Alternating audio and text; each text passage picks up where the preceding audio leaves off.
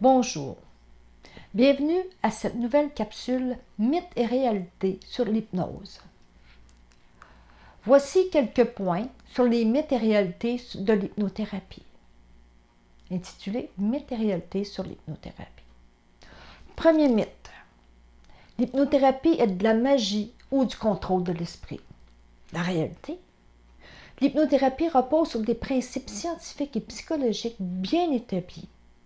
Il s'agit d'un processus collaboratif dans lequel le praticien guide le client dans un état de conscience modifié. Mais le client garde le contrôle total sur ses pensées, ses actions, ses souvenirs. Deuxième mythe. Seules certaines personnes peuvent être hypnotisées. La réalité, la capacité à être hypnotisé varie d'une personne à l'autre. Mais la plupart des individus peuvent bénéficier de l'hypnothérapie avec une bonne volonté et une ouverture d'esprit. La suggestion hypnotique est la plus efficace chez certains individus, mais cela ne signifie pas qu'elle est impossible pour les autres. Troisième mythe. L'hypnothérapie efface la mémoire.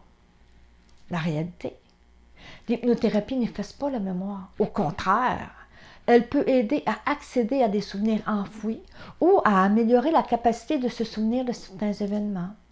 Cependant, la personne reste consciente et se souvient généralement de ce qui s'est passé pendant la séance. Quatrième mythe, l'hypnothérapie fonctionne instantanément. La réalité, bien que certaines personnes puissent ressentir des effets immédiats après une séance d'hypnothérapie, il est plus courant que les résultats se manifestent progressivement au fil du temps, à mesure que la personne intègre les suggestions et les changements proposés par le praticien selon son objectif. Cinquième mythe. L'hypnothérapie est dangereuse. La réalité. L'hypnothérapie est considérée comme sûre lorsqu'elle est pratiquée par un professionnel qualifié. Les suggestions hypnotiques sont conçues pour être bénéfiques et non préjudiciables. De plus, la personne reste consciente de son environnement et peut interrompre la séance à tout moment si nécessaire. Sixième mythe.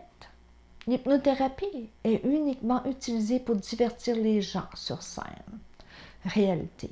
Bien que l'hypnose de spectacle soit une forme populaire de divertissement, l'hypnothérapie est principalement utilisée à des fins thérapeutiques pour aider les individus à résoudre des problèmes tels le stress, l'anxiété, les phobies, troubles du sommeil, aussi cesser de fumer, gestion du poids, même efficace pour les enfants timides, etc. Septième mythe.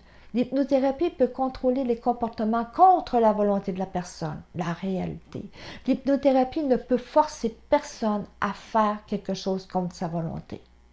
Des suggestions hypnotiques sont alignées avec les objectifs et les valeurs du client. Toute suggestion hypnotique à la morale, aux croyances, aux valeurs de la personne serait généralement inefficace et la sortirait de transe. Huitième mythe. L'hypnothérapie est efficace pour tout le monde. La réalité. Bien que pour de nombreuses personnes, l'hypnothérapie soit utile. Son efficacité peut varier en fonction de la réceptivité individuelle, de la nature du problème traité et de nombreux autres facteurs, comme être sous l'influence de drogue ou quelque chose comme ça. Il est important de comprendre que l'hypnothérapie n'est pas une solution miracle et qu'elle peut nécessiter un engagement, une participation active de la part du client. En arborant ces mythes et réalités, la vidéo vise à contribuer à démystifier l'hypnothérapie, à sensibiliser le public à ses effets et applications. Je me nomme Francine Pelletier, hypnothérapeute agréée, praticienne EFT, technique de libération missionnelle, avec ou sans hypnose, praticienne Access Bar. Vous trouverez les liens pour me contacter ou me joindre pour plus d'informations sous cette vidéo. Au plaisir, à la prochaine séance, à la prochaine capture. Au revoir.